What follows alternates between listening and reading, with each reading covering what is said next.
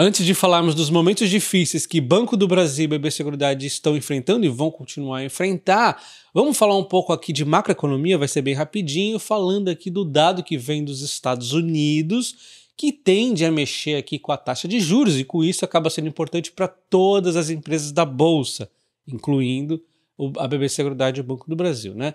Nós estamos falando do payroll, que era o dado mais importante aguardado e foi divulgado hoje. Bom, então o relatório de emprego payroll veio nos Estados Unidos acima do projetado, ele veio bem forte, inclusive, né? Só que antes da gente simplesmente falar dos números e tal, a gente precisa entender tudo o que está acontecendo nos Estados Unidos, tudo que vem acontecendo. Então vamos dar alguns passos para trás, relembrando que nós tivemos ali desde a época da pandemia, né? Muito gasto e tudo mais, aquela inflação alta. E aí o governo, para diminuir a inflação, ele aumentou a taxa de juros e ficou alta por um tempo. Demorou, mas começou a ir fazendo efeito ali na inflação e logo na sequência começou também a dar um impacto um pouco ali na economia e às vezes dando alguns sustos. E um dos sustos principais foi exatamente aqui o payroll, que ele veio bem abaixo do projetado e o mercado já começou a precificar algum possível cenário de recessão nos Estados Unidos. Eu vim trazer vídeo aqui no canal dizendo que eu não acreditava nisso ainda, era muito cedo para dizer qualquer tipo de coisa, principalmente o lado negativo, já que a economia vinha resistindo muito bem, mas o pessoal já deu aquele susto, a bolsa caiu, ações de tech caíram mais ainda, aqui no Brasil o Ibovespa foi junto, né? Foi aquele caos todo, o pessoal imaginando recessão. Logo na sequência do payroll ruim, nós tivemos outros dados econômicos ou neutros ou positivos que foram afastando pouco a pouco ali o medo de recessão, enquanto agora nós temos o payroll vindo bem forte, afastando ainda mais. O problema do mercado normalmente é isso, né? Ele pega poucos dados e já começa a precificar que o negócio vai afundar de vez, né? Óbvio que eu não posso dizer, não vai ter recessão nunca mais, mas a gente sempre tem que ir acompanhando, né? Ainda tá, não é um dadinho ou dois ali do payroll abaixo que eu vou achar que é recessão, agora já era, né? Enfim. Esse payroll vindo forte, o que acontece? Ele acaba ali mexendo um pouco com a sensação de que a economia não está esfriando tanto e talvez isso possa vir a ser uma ameaça ali na inflação novamente, que precisa continuar a cair para ele para a meta do Banco Central, que já está indo para esse caminho, né, mas precisa continuar. E o que acontece? Existe agora, então, este receio de que este payroll vá pressionar a inflação e com isso, quem que a inflação pressiona? Exatamente a taxa de juros. Na última reunião ela caiu de 5,5 para 5 pontos percentuais e agora existe aquela expectativa, será que ele vai para 5? Aliás, será que ele vai para 4,5 ou será que ele vai para 4,75? Aí o pessoal está um pouco na dúvida de para onde vai a taxa de juros americana e o payroll agora acaba mexendo com isso. E olha só como o mercado é exagerado, nós tínhamos um payroll bem positivo ali em maio, em junho nós tivemos um quase neutro ali, um pouquinho positivo, e aí em julho veio um bem abaixo, em agosto também um pouco abaixo da projeção, e aí o mercado já começou a achar que era o fim, que era recessão e já era, né? Só que agora nós temos esse payroll que vem muito acima, compensando com folga os payrolls anteriores que vieram abaixo. Basicamente o que a gente acaba vendo aqui é o mercado dos Estados Unidos ainda forte, e isso mexe com a expectativa da taxa de juros. Nós estamos falando de ontem, tá? Ontem 27,5% dos analistas esperavam que a taxa de juros fosse cair meio ponto percentual. E na semana anterior, 46%. Agora, nesse momento, ninguém, depois do payroll, ninguém acha que a taxa de juros americana vai cair meio ponto percentual. Ninguém dos analistas nesse momento. Eles também mudam de ideia muito rápido, né? Mas enfim. Então a expectativa para 94% do pessoal é que dia 7 de novembro caia a taxa de juros americana em 0,25 pontos percentuais. E ainda existe 6% do pessoal ali que acha que nem vai cair a taxa de juros ficando ali no patamar de 4,75 a 5, que é o que está hoje, tá? E como vocês sabem, a taxa de juros dos Estados Unidos caindo ajuda não somente as ações americanas, mas também as ações brasileiras, porque é o pessoal tirando dinheiro da renda fixa, da economia mais forte do mundo, para colocar em ativos de maior risco. Aí tem as próprias ações americanas como as ações brasileiras, só que a gente tem que fazer lição de casa. Não adianta o cara tirar o dinheiro da renda fixa lá, e aí ele fala, vê o Brasil numa bagunça, ele fala, não, peraí, vou pôr em outro país aí, sei lá, Chile, vou falando no país aleatório. Bom, então é basicamente isso, né? Nós temos que fazer a lição de casa e, em termos dos Estados Unidos, qual é que está acontecendo? A economia está indo bem ali, a taxa de juros vai impulsionar as ações, só que ela já vem de uma certa alta. A gente vê inclusive a Berkshire Hathaway do Warren Buffett vendendo algumas das suas principais posições, parte dela ali, né? Bank of America, a Apple Então a gente fica com um certo receio de fazer compras fortes. Então o que eu venho fazendo aqui nos últimos meses é tomar uma trajetória de aportes mais suaves e gradativos ali, né? Então, o que eu fiz há um tempo atrás, desafiando, quando o pessoal achava que ia ter recessão, eu fui lá e comprei mais forte, tive um belo de uma recompensa com grandes altas. E aí é nesse meio aí de som dos ruídos que tem que ter realmente coragem.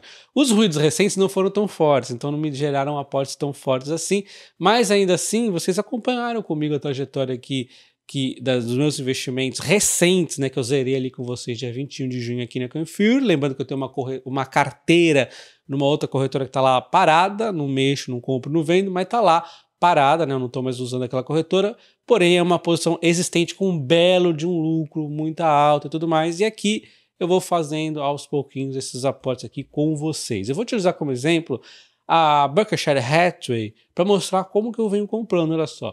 Bem devagarzinho, eu iniciei a posição, tá, dia 20 de junho, bem devagarzinho depois, 50, 50, de cinquentinha em cinquentinha, não aporto só na Berkshire, mas serve como exemplo, né, como eu vou indo ali devagar, às vezes algumas ações ali que eu tenho, ou algum ETF pode cair mais forte, aí eu vou analisar se vale a pena um aporte mais forte ou não, né, então basicamente todas as ações que eu tenho, inclusive, estão num belo de um lucro aqui, a Berkshire está até um lucro mais modesto aqui, mas olha, uma posição recente que vem recebendo aportes em dólar subindo aqui 9%, e você nem pode comparar do fim de junho até agora porque tem aportes constantes ali, né? E mesmo com essa queda da taxa de juros americana saindo de 5,5 para 5, ainda vale bastante a pena deixar o dinheiro na reserva de oportunidade na Confiro, e eu deixo lá rendendo 5,5% ao ano, rende diário, é 0,5% acima da taxa de juros americana, que hoje, como eu acabei de dizer, está em 5%.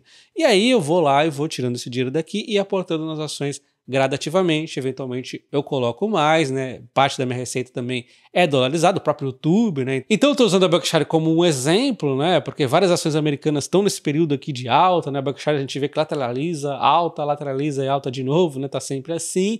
Mas a Berkshire tem um caixa muito grande, então se realmente tivermos um problema mais sério na economia americana ou nas ações dando uma grande corrigida, a Berkshire vai fazer a festa ali em comprar ações muito baratas, muito provavelmente, né? A especialidade ali do Warren Buffett, né? Mas independente se você acha que é o momento de comprar ações agora ou depois, considere utilizar a Confure como corretora, porque ela não te cobra taxa, não te cobra aqui aqueles spreads das outras corretoras para você transformar de real para dólar, então é bem tranquilo, ainda tem ali a reserva de oportunidade que fica te rendendo ali na renda fixa, tá? Eu vou deixar aqui o QR Code, o link também na descrição do vídeo para você se cadastrar na Confure, mas não se esqueça de utilizar o meu código de convite, que você acaba concorrendo então a ganhar até R$ 1.250 em ações do Banco do Brasil. Ação essa que, aliás, nós vamos falar agora, né? E quando falamos do problema no Banco do Brasil da BB Seguridade, você já deve imaginar que tem a ver com agro, e tem, que é exatamente onde o mercado já estava com medo anteriormente e continua aqui este medo. Só que ele vai afetar, por exemplo, aqui o Banco do Brasil, provavelmente exatamente aonde já vinha dando aqui algum problema no banco, tá?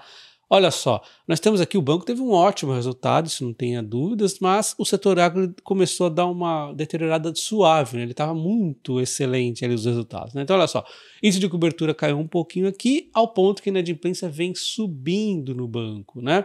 Enquanto exatamente no setor agro, nós temos aqui uma inadimplência que vem subindo. Olha só a escalada de subida. E pelos dados que nós vamos dar uma olhada agora, aparentemente deve subir mais ali no próximo trimestre. O índice de cobertura, inclusive, subiu, dessa vez subiu. Por quê? Porque provavelmente o Banco do Brasil já esperava, né, que o cenário ia dar uma azedadinha aqui, então ele chegou ali em junho e deu uma subida no índice de cobertura. Ele fez mais provisões até do que vinha fazendo, bem mais do que vinha fazendo antes, fazendo até a cobertura subir, mesmo com o aumento da inadimplência. Então, o resultado do Banco do Brasil deve ter uma pressãozinha, vamos dar uma olhada. Como a gente vê aqui o título da matéria dizendo que a deterioração no setor agro liga sinal amarelo para o Banco do Brasil e a BB Seguridade. Como você sabe, o agro ele vem sofrendo, mas eu já mostrei para vocês que está mais focado ali no Mato Grosso, né? Porém, nós estamos vendo aqui aumento de empresas pedindo recuperação judicial, como a própria matéria nos diz, nos lembra aqui, entre elas a AgroGalaxy, né? E o Portal Agro. Então são empresas aqui, a Galaxy é bem antiga, né?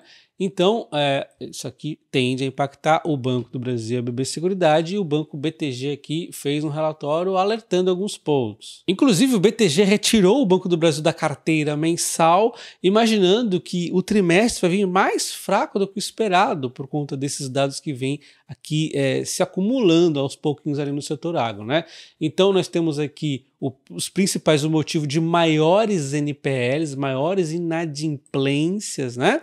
E provisões provenientes de seu portfólio do agronegócio. Então, maior inadimplência e maiores provisões do setor agro aqui no Banco do Brasil. Então a BTG relembra que no segundo trimestre já teve aqui algum impacto no setor agro dentro do Banco do Brasil, né? E ele complementa que dados do Banco Central ainda deixam mais preocupações. Em agosto houve um salto em 30 pontos base na inadimplência no sistema de empréstimos rurais individuais, onde o Banco do Brasil detém a maior fatia do mercado, né?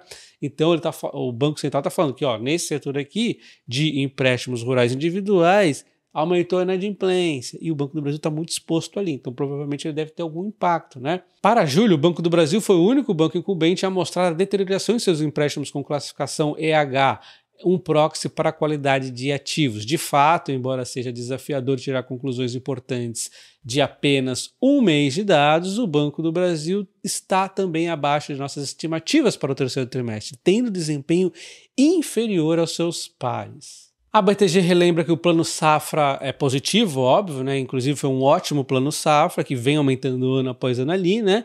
E ele teve um problema aqui de ter atrasado, e ele está, inclusive, com o início mais lento do que o esperado. Nessa safra, o governo federal destinou 400 bilhões em financiamentos, um aumento de 10%, inclusive, em relação à safra anterior, mas, dada a redução nos preços das commodities, os agricultores têm operado com margens mais apertadas e estão esperando cuidadosamente o momento certo para vender suas colheitas e pagar as dívidas existentes e tomar novos empréstimos sobre o crop plan. Então, o primeiro nós temos aqui a inadimplência aumentando, nós temos o plano safra que é bacana, porém ele já teve alguns atrasos e ajudando ainda mais nessa situação, as commodities estiveram baixo, o que está fazendo aqui o pessoal segurar um pouco os pedidos de novos empréstimos. Então o que a gente está entendendo é o quê?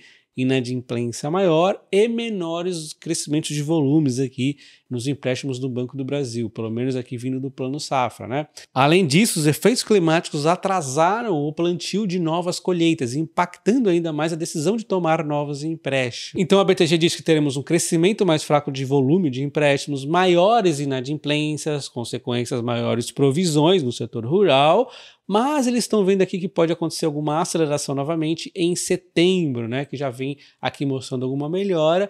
Também, ou seja, embora eles tenham falado tudo isso, é um pouco cedo para tirar conclusões baseadas em apenas um mês de agosto. Por fim, então, a BTG projeta um lucro de 9,5 bilhões para o Banco do Brasil com um ROI de 21%, que é uma estabilidade em relação ao trimestre anterior, o que não é tão ruim, mas mostra aqui, né, o que?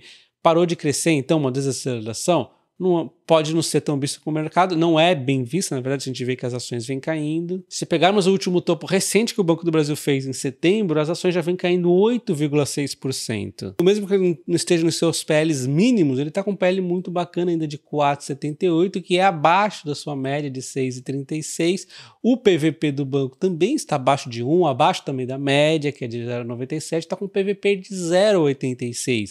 E o dividendo do Banco do Brasil e da BB Seguridade também são bem bacanas, né? E agora, falando da BB Seguridade, a BTG explica que também deve ter uma desaceleração aqui no setor rural, porque normalmente os empréstimos do Banco do Brasil são feitos de formas cruzadas com os seguros aqui da BB Seguridade, já que os fazendeiros geralmente estão procurando plantar novas safras. Então ele já faz ali um empréstimo com o Banco do Brasil e o seguro com a BB Seguridade. Acaba também sendo uma ótima jogada para os dois, só que quando o Banco do Brasil desacelera, tende a pressionar aqui e desacelerar a BB Seguridade. Então, só relembrando, pessoal, que embora nós estejamos em outubro, nós estamos falando dos 3 meses anteriores, julho, agosto e setembro, que são referentes ao terceiro trimestre. É disso que nós estamos falando, onde nós vimos já os dados da BB Seguridade de julho, e eles mostraram uma recuperação, embora tenha ficado abaixo dos 2 anos anteriores, mostrou-se uma recuperação. A gente viu ali, subindo para 40,7.